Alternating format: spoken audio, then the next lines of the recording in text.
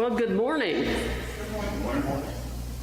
I think Brad has given me the thumbs up. Yeah. All right. So we're good to go, both here and on YouTube. For those of you who may not know me, my name is Ellen Greenwood, and I am behind this mask somewhere. My pronouns are she, her, and hers.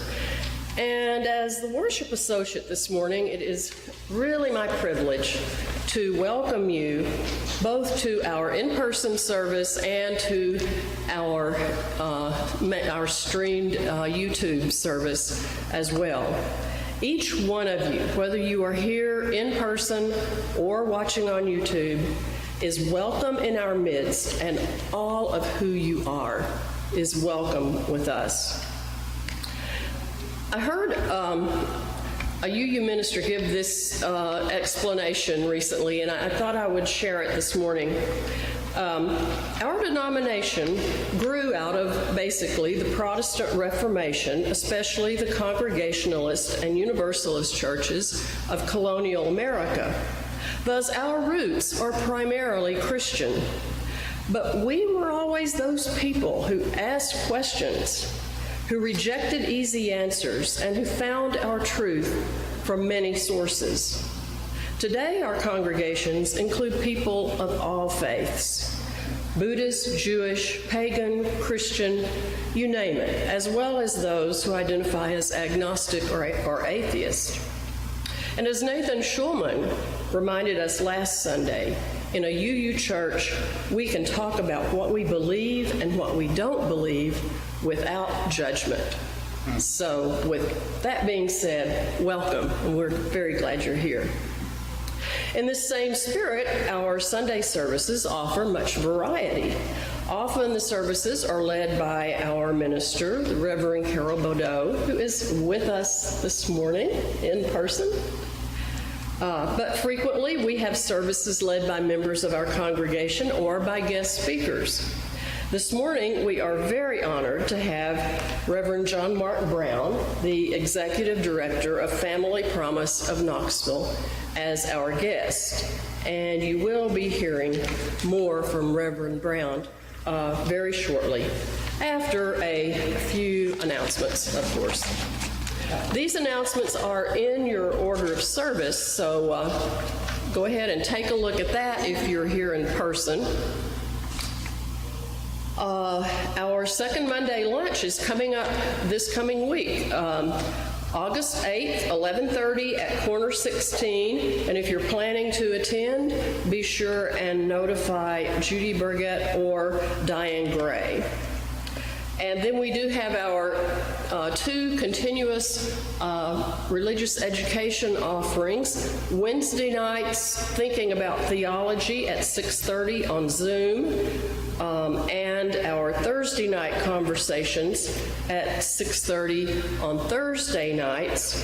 All of these, both of these are open, whether you have been coming or not. It's not something you have to have started at the beginning. You are welcome at any time. And the Zoom link is in our newsletter. Our next Earth Church East Tennessee meeting is scheduled for August 21st at 3 p.m. And that is always a very meaningful service for those who attend that, so keep that in mind. And of course, the book club is still going on. For this month, we are reading a fascinating book called Useful Delusions: The Power and Paradox of the Self-Deceiving Brain by Shankar Vedantam and Bill Messler. So start reading if you haven't already, and join us. We'll be talking about this book Saturday, August 27th at 10 o'clock on Zoom. And again, you can find that link in the newsletter. We are going to have a new printed directory. And Brad has asked that you check your entry in the directory. It's on the little table right at the back of the sanctuary, and see if it is correct. make the corrections or let him know if it's not correct, and then be on the lookout for a printed directory, especially if you prefer to have, one in your hand. So, are there any other announcements this morning that I may have missed? I think that's plenty, so.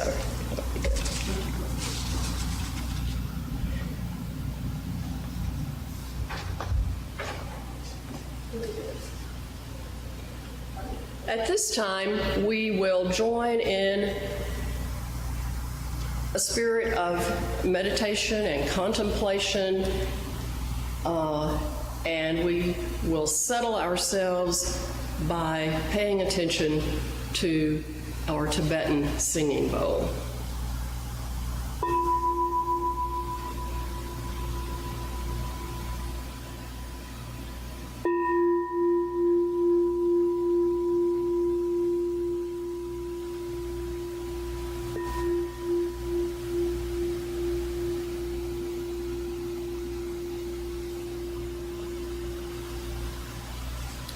And Sandra Thomas has a prelude for us.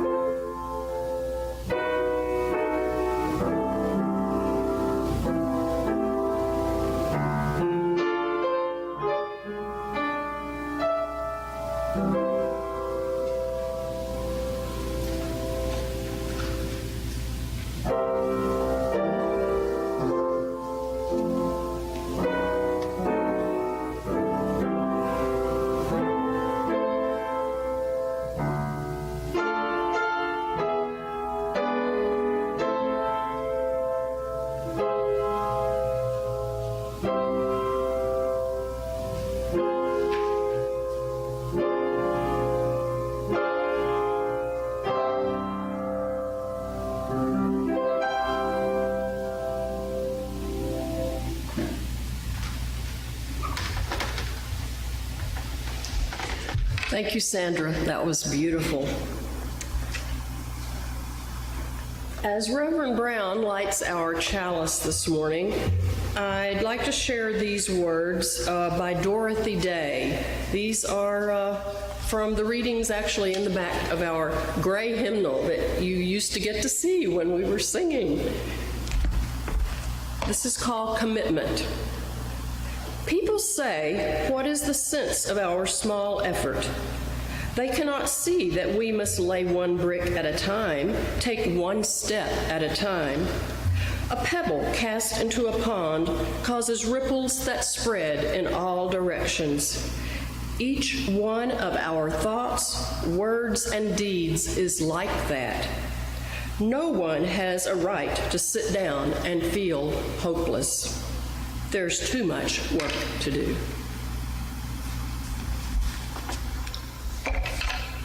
And at this time, we will take an offering to support the work of this congregation. 25% of undesignated money in the offering will go to our Share the Plate partner, or if you wish to designate a gift to the Share the Plate partner, you may use the envelope in the back of the seat right in front of you. It's not, I found one there last week.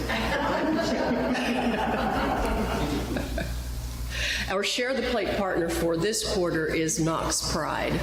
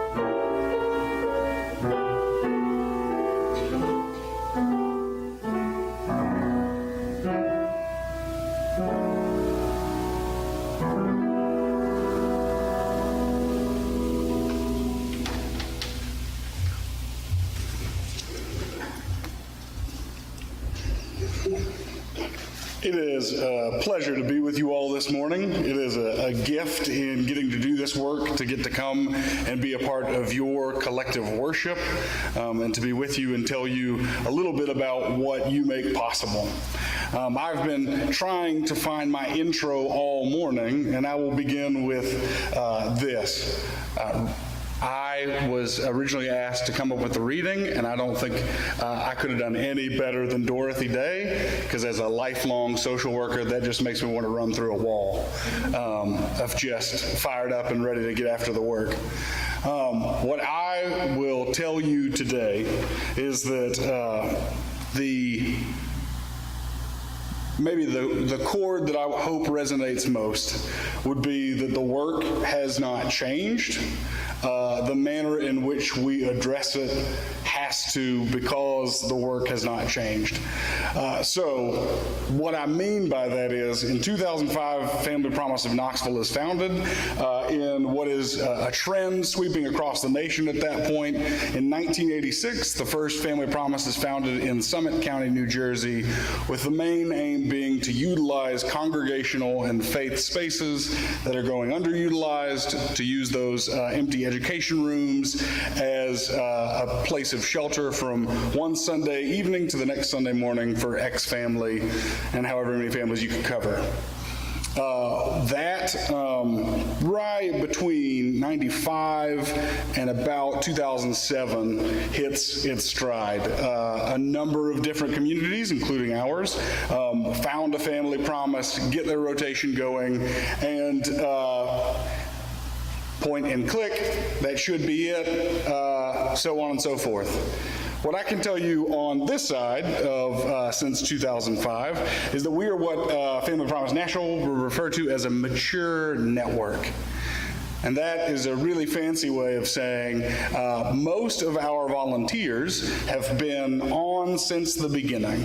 That means that our folks who are coordinating and are the main piece between the organization and your congregation are the same folks from that first time. And what that also means is those people, those individuals, have been the point folks for 60 host weeks. That's more than a year of time spent in your congregational space. That's more than a year of shelter you all have provided. That is also a recipe for burnout. And we know that now. If we on the organizational side are not adding in and infusing new techniques, new ways for volunteers to connect, new opportunities to get you paired up with or to give more trainings, It's one of the things that I said when I first started. So my first day was March 2nd of 2020. So I was looking forward to meeting all of our new congregations. And that, yeah, as you might expect, that did not happen. So this is still within my first 5 congregational visits, which both wounds me and is exciting that we're finally able to get back to that. What I know to be true with our network is that the care for our families is unequivocally there. There is a deep investment by our volunteers and our congregations to support our families. It's just that the need is such that getting back into an old model is going to be a real hard push. What do I mean by that? In 2005, we start our shelter program, sheltering 4 families. That first year, we sheltered 13 families for an average of more than 70 days in shelter. That's a long stay. And what that also means is that our congregations in that rotation are seeing some families twice. We're seeing some families possibly 2, maybe 3 times, and that ends up getting familiarity breeds contempt. I don't have to tell you that. What that also means is that in that rotational model, we are limited in the number of families we can bring in. We are at 4. If we have a family move out, our congregation needs a day or 2 to prepare the room for the next family. We move a new family in, and so on and so forth. What we know now, having done the last 2 years worth of diligent data keeping and monitoring, we have trimmed down our wait list and still monitored it closely.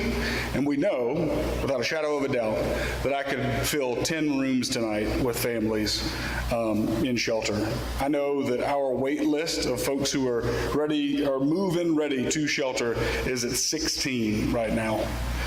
So that's with us sheltering 2 families already in motels, actually 3 this week. That's another 10 families beyond those that are just waiting for the completion of a phone interview. That's another 4 families that are on average calling in every day. So what it is very easy, if you can't see from me sweating, for that number to become overwhelming. What we have done on the Family Promise end of things is we've tried to trim down some of the mechanisms for that wait list. So we have gone through the steps of implementing an in-depth over-the-phone interview. Our families call. We talk for 20, 25 minutes. We get the whole rundown. Hopefully, we get that in a way that we can then put it into HMIS, work with other folks in the county and the city so that we're not reinventing the wheel. And then that family is, by that point, following a in-person interview where we complete a drug test and a background check. At that point, that family is good to go. So we're not, like other previously, we would put families on our wait list, and that's how it would get to 80 is you call, say you need shelter, we say, okay, give us your name, your phone number, number of kids you got, click. And then it might be 3 months before you hear from us again. In all of this and in the changes that we are implementing, the conversation nationwide is about, you will hear all the time, trauma-informed. What is trauma-informed care? And I would say even beyond trauma-informed for me, as I kind of get to lead this organization, the question becomes, what is dignity restoring? I am not going to tell you, a parent of a child under the age of 5, you will hear from us when you hear from us. You have called me in crisis, and I now understand it to be it is my work to carry in the best way possible you over to safety, to safekeeping, to whatever that might look like. The other way in which we have cut down on that wait list is dignity restoring. Instead of waiting for it to get worse, we're going to proactively seek out ways to make it better. For the longest time, families would call and they would say, we're on the verge, we know we're not going to make rent next month, we know that September is coming, and there was a hiccup in employment, but now we're back on. What do we need to do? And our response as an organization was, call us when you lose housing. And you only need to say that to somebody one time and hear back, it sounds like you want it to get worse before you're willing to help. And I still vividly recall the day I heard that and said, yeah, that doesn't work. We need to come back with something better. And so the shutdown of COVID had my mind racing. We need to find a way to both serve the number of families we promised a number of grantors that we would, and we need to still find a way for our volunteers to be involved. And I was flailing, and I said, what if we do rental assistance? What if we do what we call safekeeping, which is our prevention and diversion program. So what that looks like now is a family calls and says, I know it's going to be tight for September. We've had a hiccup. There was an unexpected medical bill. And we say, okay, let's see what you're behind on. Is it utilities? Is it rent? Is it that you have already been evicted or moved out, but you're approved for housing elsewhere? Let's fast track that, eat that cost, or at least some of it. We have an internal organizational cap for the amount that we can spend on each case.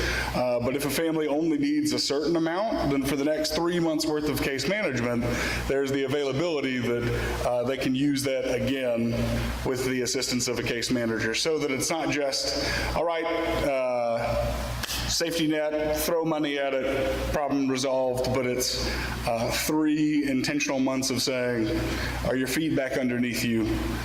Because it's one thing for us as an organization to check the box and say, that's a success, even if it fails later. But it's another thing to say to a family, what is success for you? And how we are in it until you get there. Not just like wiping the slate clean, we start over with a new dry erase board every Monday, but saying if the goal is permanent, affordable housing, then we know for a family of 7 or a family of 10, that road is a lot longer than a family of 3 or a family of 2. And so as the organization, we are saying we are going to commit to you to be there for the whole of this experience. So in doing that, that means that roughly I would say 30% of our wait list ends up getting diverted, rapidly rehoused, or prevention and kind of eviction prevention coverage. That means that at this point in time, those 16 families I told you about that could be in shelter tonight, they absolutely need it.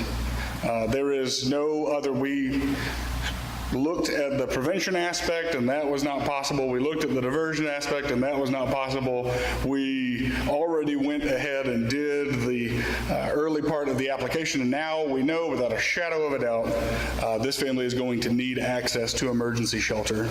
And so, if given knowing what we know, if I know that there are 10 families that need shelter at any given night of the year, certain months make it a little bit higher than that, others lower. But if I know that, then getting our entire network revved back up, getting all of our volunteers reconnected and versed in all the different ways to host in their specific spaces. And I do that knowing that we can only at one time serve 4 families. I do that knowing that that cap is at 14 people or 4 families, whichever comes first. But I know that statistically speaking, if I'm going to say I can serve 4 families, I need that cap to be closer to 20. If I'm going to serve 4 families, I need to know that that includes roughly 7, if not at times 8 or 9 adults. So when we talk about what does the future of shelter look like, it originally was we'll get back into congregations, we'll start doing the rotational model again with the understanding that it's not a permanent thing, and what a myriad of other Family Promise affiliates are noticing is just trying to get that old engine started back up is hard when you know that it's already obsolete. The plan needed for trauma-informed care for families is a little bit beyond a new place every 7 days. So what does that look like if you're a 9-year-old? So I would invite you to put yourself in the shoes of a 9-year-old. You are constantly seeing the world through the person who is your parent or your guardian. You understand things, but only in snippets, and you don't have the full story, ever. And in going from one congregation to the next, you are introduced to not 1, not 5, not 10, but roughly 50, if not 60 different volunteers. If you do that in a month, that's conservatively 250 people. If you do that for 3 months, which is the run of our shelter program, and if that is a perfect quarter where you never reduplicate, that's more than 750 volunteers. And to a 9-year-old, that is the world and a half. Your worldview has gone from mom, dad, the occasional grandparent, and my teachers to everyone. And that also means that your business is now accessible to everyone.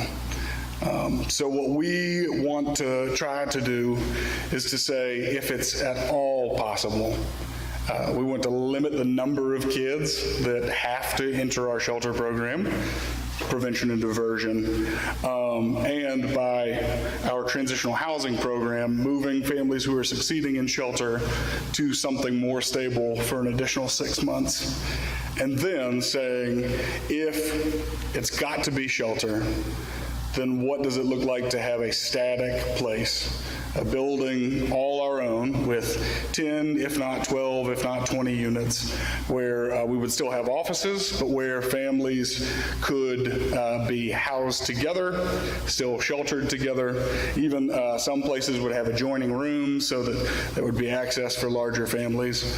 But in doing that, it treats our folks like humans first, and like people worthy of being taken care of in their moment of need. I am a lifelong recovering Baptist, which means I could go on for a terribly long time. But I will leave it at that. And I will, if you'll allow me, I will ask you to rise for an open-eyed benediction.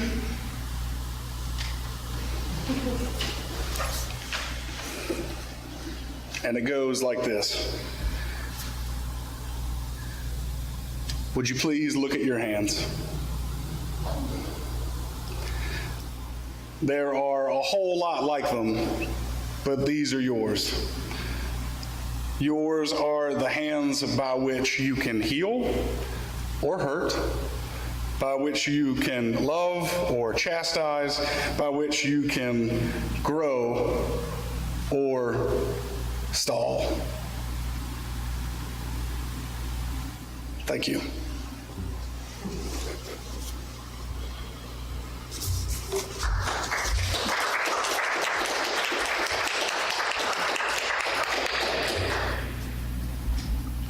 I'm going to leave our chalice lit for a little bit here, and Reverend Brown has offered to take some time to answer any questions that we might have, maybe do a little bit more informal explanation. So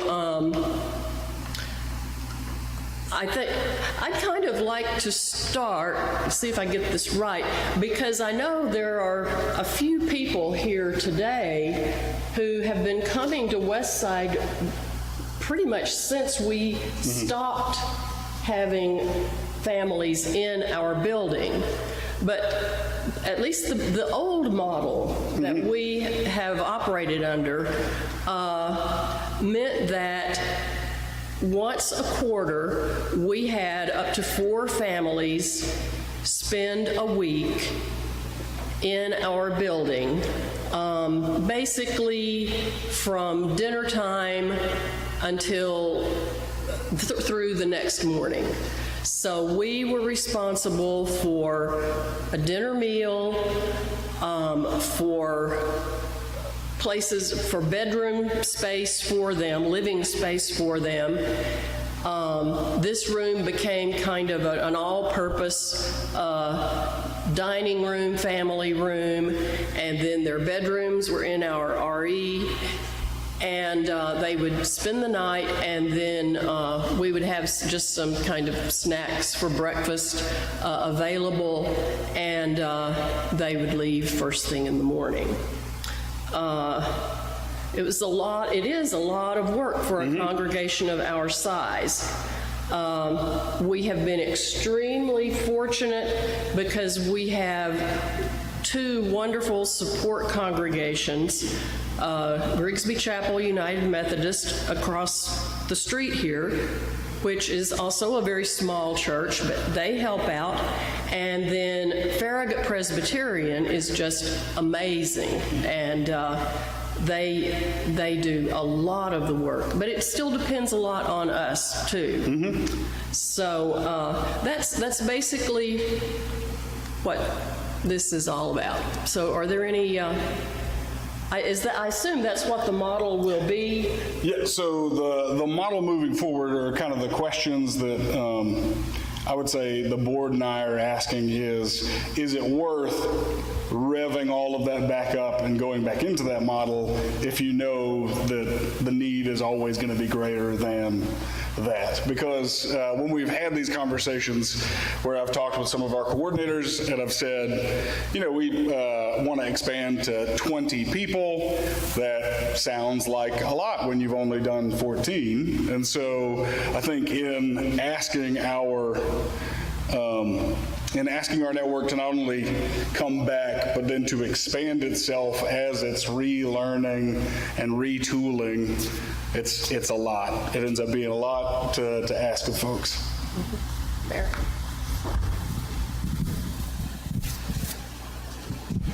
I have, I guess, sort of a double question. One is, do you have a time frame goal in mind for the new model that you're coming up with? And what resources do you see congregations being able to provide to make that work? Sure. That's a great question. So the first step of that would be we are still at least on schedule. We are listed at relaunching our rotational shelter in January of 2023 on the 1st.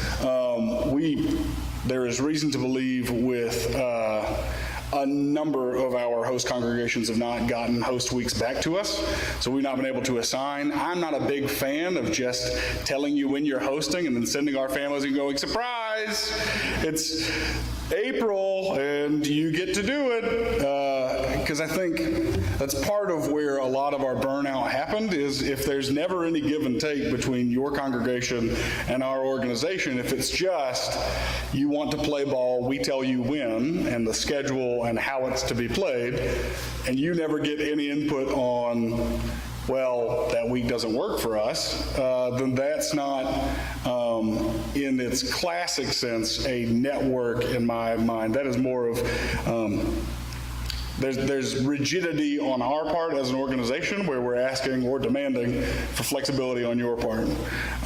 So with that model, the hope would be that we could relaunch in January of 2023. As far as a static site, we are in some fantastic conversations with some local organizations and groups that can kind of help us chart a way towards either acquiring property and or the original plan was to talk about building, but that just in a matter of minutes becomes just overwhelming. So we are looking more at what acquiring, and because our prevention and diversion program is so successful and there's reason to believe that that would continue to be efficient even outside of COVID, then with that, we still need offices.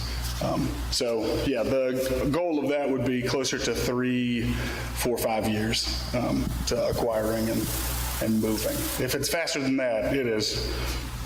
I did not see that coming. That's a plot twist.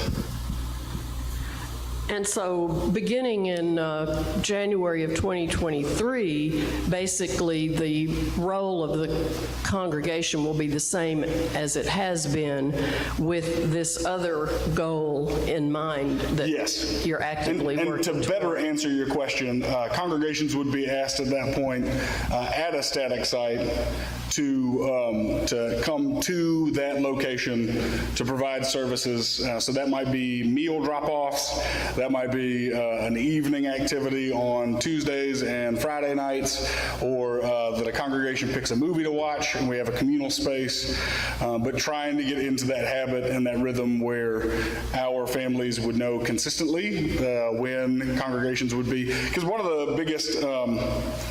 the biggest complaints, I would say, points of frustration, is a congregation gears up for a host week. They get all the volunteers they need. They've got the evening activities. The food is fresh.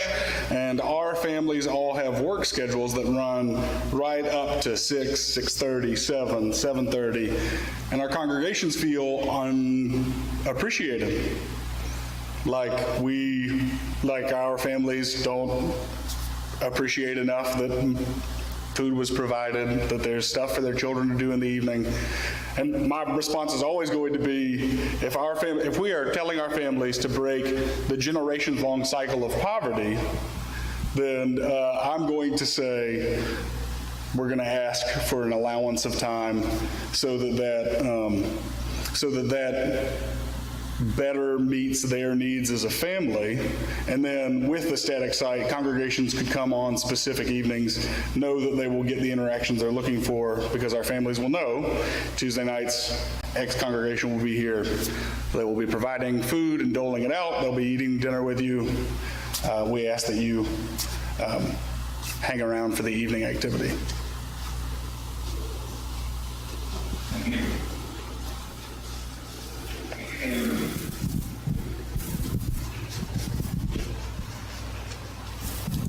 Good morning. Morning.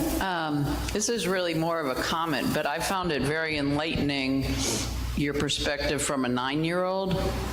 And it also answers a lot of questions for me, because I have spent nights here and provided many, many meals, and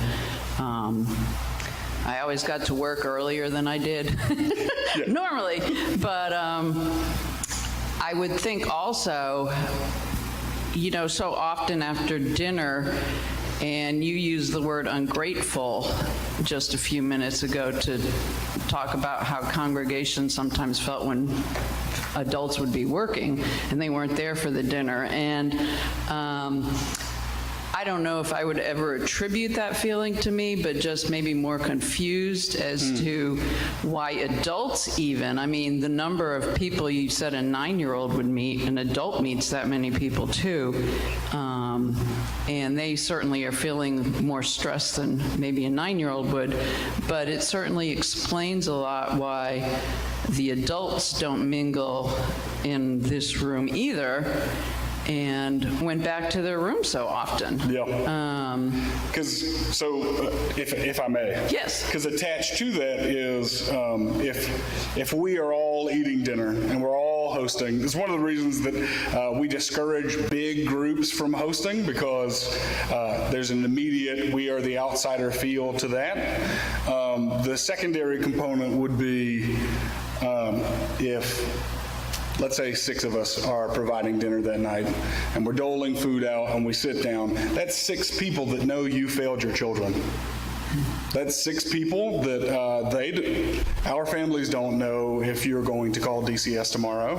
If a voice is raised too loud or if you hear something down the hallway, there is no way of assuaging that fear inside themselves. So when it comes to, well, I wish they would have talked to us a little bit more, or I wish they would have connected more, you are asking to get beyond a firewall of self-protection, which I would say even on the organizational case management side, we don't often get beyond. We get to where do you want to be? Let's chart that with you, and then we may get to see in week 6, week 9, a smile or like a little bit of self-assurance, and that kind of has to tide you over until the next time. But it does mean, are we setting our congregations up for failure if we know that our families can't do that, and we just keep kind of going back to that, and congregations expecting folks falling all over themselves. A number of our families do fall all over themselves that first week, but by the time you get to week 10, week 12, when it goes on longer than an NFL season, you've reached a point where you are at saturation overload on gratitude.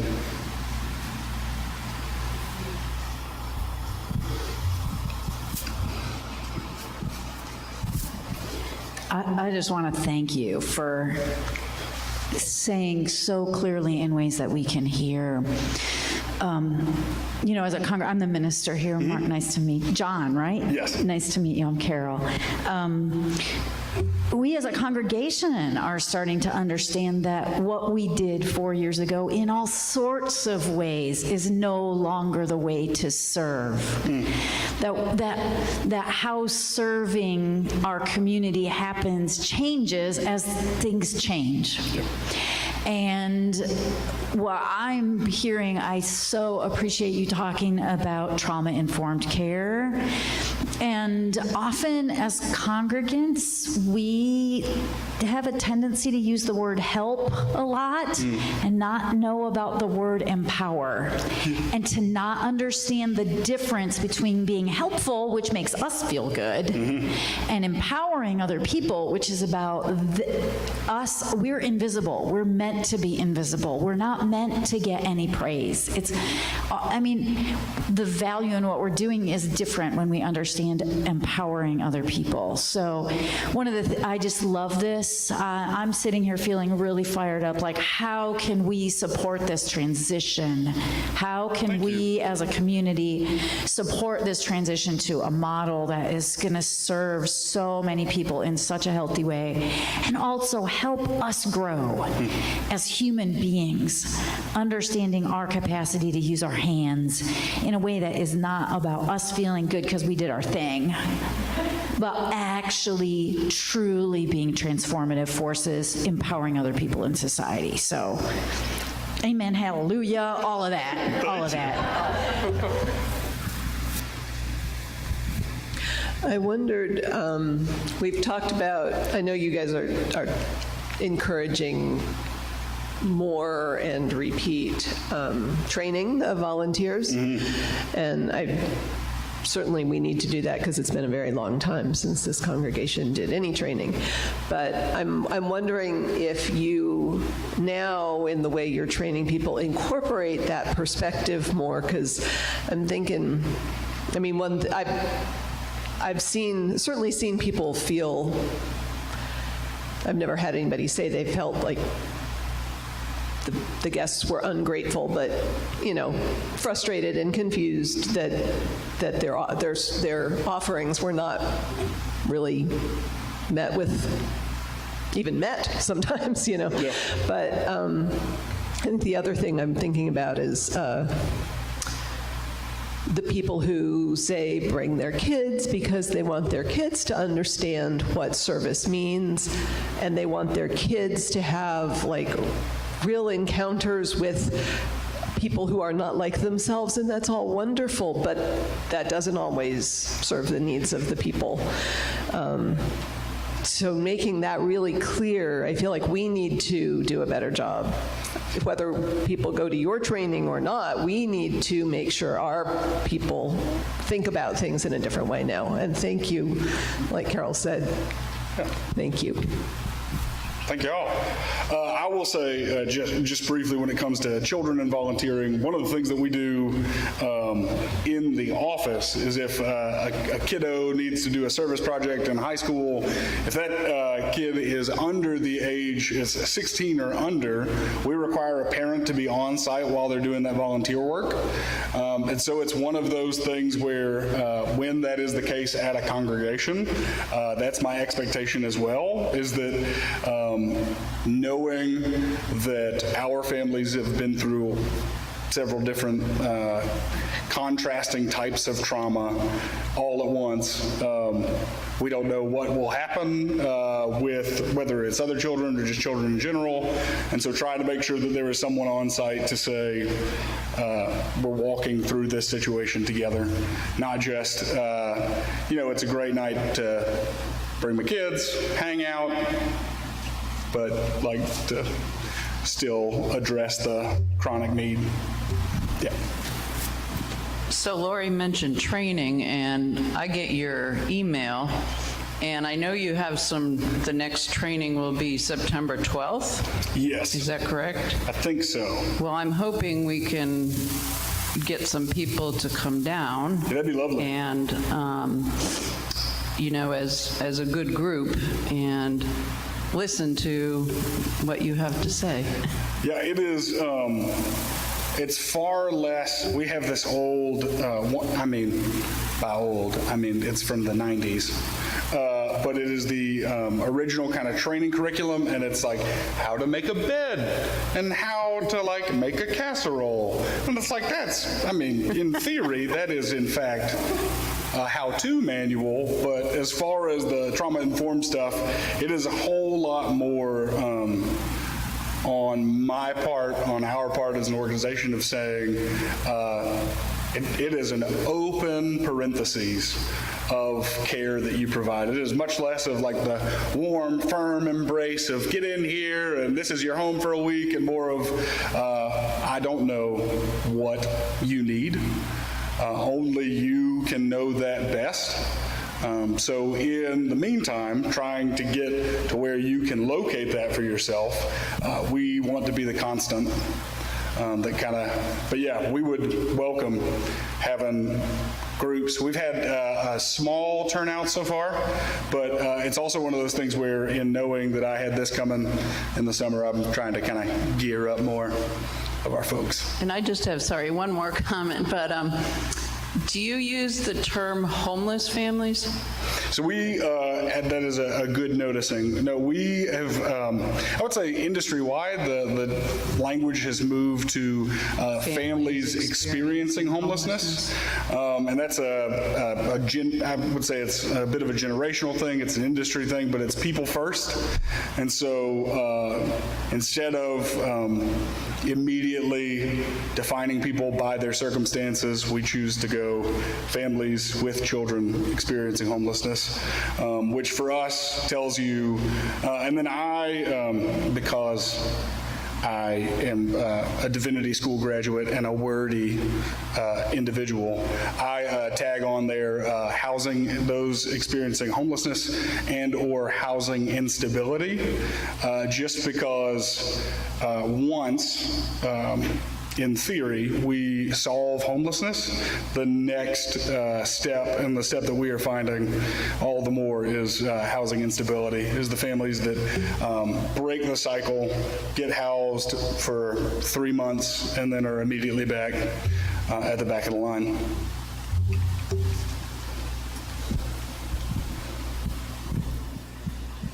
So, John Mark, when you were explaining the process earlier, you talked about the up to 10 families who probably, are ready to go right now if you had a place to shelter them. Families like that, in general, where are they staying now before you give them shelter? Before they get to us, out of the, I don't know the exact specifics of the 10 that I referenced. I know that consistently, 20% of that is going to be doubled up with family or friends. If you can imagine, if you have a family of, if it's just you and your 5 kids, you are going to make connections, friendships, stretch further than they safely should in order to put a roof over your children's head. And so I think about the number of our folks who, on our phone interview, when we do the whole shebang and we get all your history, the last 2 questions we ask are, do you have family locally that have been able to support you and help you? And do you have friends that have been able to offer, even if it's just encouragement?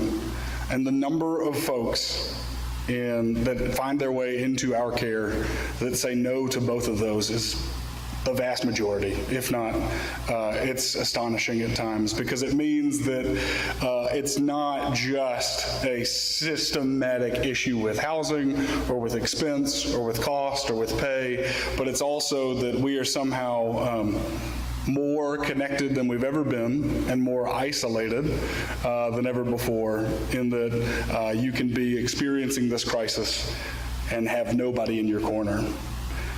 So the reminder, the question is probably, why would you keep asking that question if it's always no, no?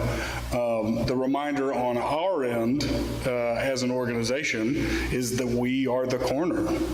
The work I talk about us doing, whether it's in congregations or in a static site or in a hotel, is we have a space for you. We knew that crisis would befall somebody, and we were prepared to make a place. So that's kind of our goal, is to say, if there's nobody else in your corner, your back's up against the ropes, it's the last stretch of the 8th round, you got us. Thank you. Are there other questions?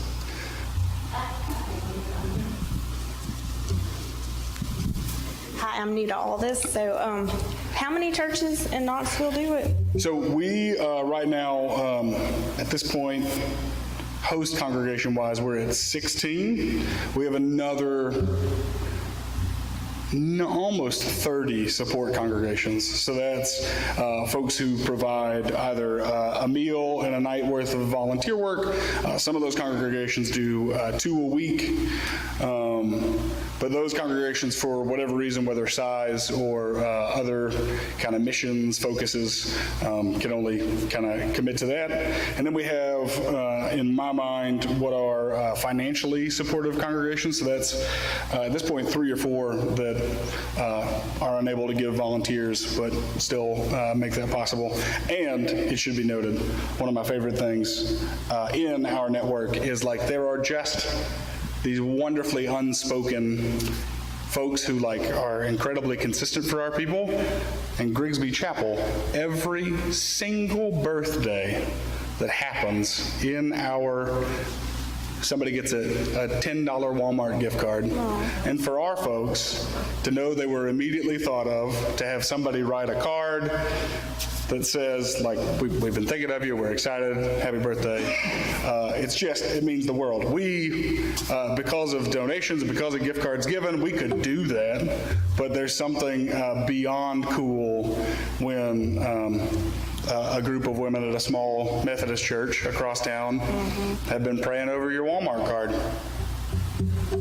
So it's one of those fantastic things, is like even the smallest congregation or the smallest task done is still huge to us. It means a lot. So a church keeps a family for 1 week? Yeah, so it would be from one Sunday evening. So what used to happen is we have a fifth wheel trailer that would show up with air mattresses. Those would get blown up and divvied into whichever rooms. And then throughout the week, folks from the congregation would come, provide meals. So probably get here around 4:30. Families arrive at 5:30, have dinner. Pretty much things are shut down around 8:30, and then 2 volunteers from the congregation spend the night overnight, just to make sure that in the event that there is a terrible emergency or a fire, there is somebody who's the point person from the congregation, knows the exit strategies, yada, yada, yada. And then the only other component of that would be there are volunteers that do meals, hosting, and linens. We ended up doing a lot of laundry that week, and so it was one of my favorite things when I was a coordinator in Colorado, is I had a number of wonderful little old ladies who could not come and do the stuff, so I would just hand deliver. They were shut-ins, hand deliver a giant bag of laundry, and it was just their favorite thing, because it's the way they could help. And I have one question I've always wondered. You said you would love to build a place where they can all go. And I've always wondered, like, you have Ingles sitting there empty. You have Walmarts and Kmarts and all of that. And not that I'm rich enough. If I was rich enough, I'd do it. But, like, why can't a place buy one of those abandoned buildings and just set it up like hospital style almost, or rescue style, so at least there's somewhere where they have a roof over the head and there's a bathroom already. I don't know how expensive that is. Yeah, it's relatively expensive. The other kicker would be there are going to be issues with zoning, just because in having a emergency shelter, it needs to be zoned residential. But as you might imagine, if you tell people in a neighborhood, hey, we're moving a shelter in, that gets a lot of not in my backyard stuff and a lot of hackles up. So it's at this point for us, it's a fine line between where do you find the space, and what ends up, I would say, I end up ruminating on more is either finding a motel or a small apartment complex that we could potentially buy, and that way have the lower floor be offices and intake spaces, and then to have rooms throughout that were for shelter guests, and then additional units that would be for either larger families or for extended stays, folks that we know have done what they're going to do in shelter, and so we've moved them to the top floor where they'll be for 6 months, so that you would have a set number of like 12 or 15 emergency shelter rooms, and then 3 or 4 transitional housing sites. Thank you. This is wonderful. So is there always 10 families? No. So I would say So a month ago, our wait list was of families ready to go into shelter was at 3, but the number that were at the phone interview and ready for an in-person interview stage was 16, and so those folks have come through the system and are now up. I just want to circle back to the question of where are folks staying, because I just thought of some other answers. If they're not doubled up, then our families are sleeping in their cars. They are camping. They are finding a way, whether it's by panhandling or odd jobs or DoorDash, to pay for a hotel every day, or they are in some less than great leasing scenarios where it is on a day or weekly basis that they're paying for stuff. I think it's probably about time for us to bring this to a close. Do we have any more comments? Have time for one or maybe? If not, that's great. That means that Reverend Brown has done a very good job of explaining Thank you for having me. the situation for us, and we really do appreciate that. I know it means a lot to many of us that Westside has participated in Family Promise that it's been a learning experience for all of us who have participated, but it's been a good learning experience. And we do feel that it is a way we can be a part of our community beyond these walls. So I will, at this time, extinguish our chalice. We extinguish this flame, but not the light of truth, the warmth of community, or the fire of commitment. These we will carry in our hearts until we are together again. Thank you. Go in peace.